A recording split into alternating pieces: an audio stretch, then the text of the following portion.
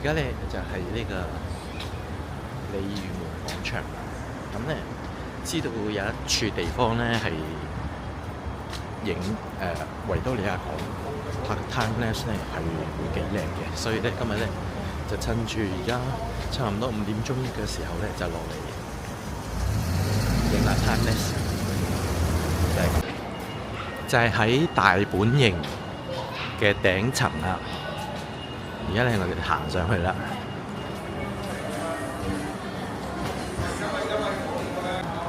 搭 lift。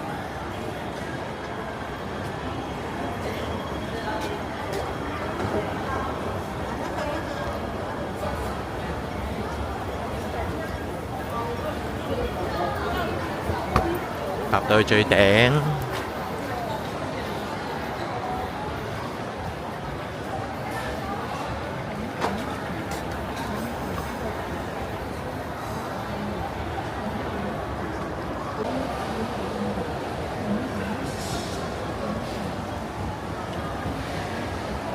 繼續搭上去。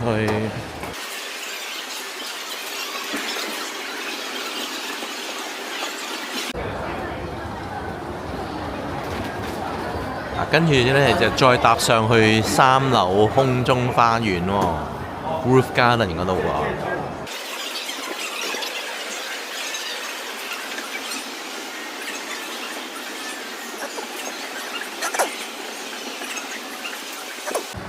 行到出去，你見到陽光咁好，即係個天氣好好啦。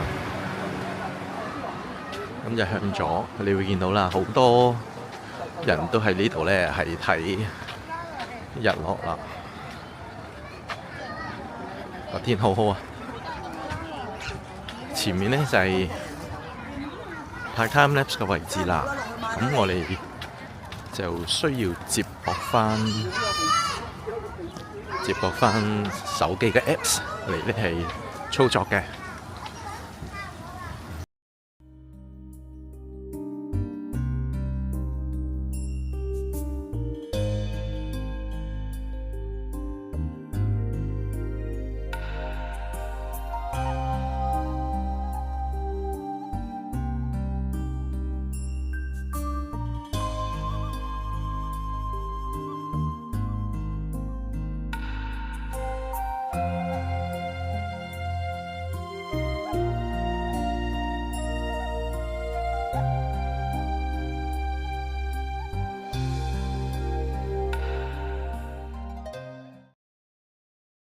拍完啦，拍咗1個鐘啊！原來今日雖然話係6點鐘係日落，但係咧而家6點82咧個天咧都仲係咁光，所以咧就影唔到由光變黑嗰個畫面啊！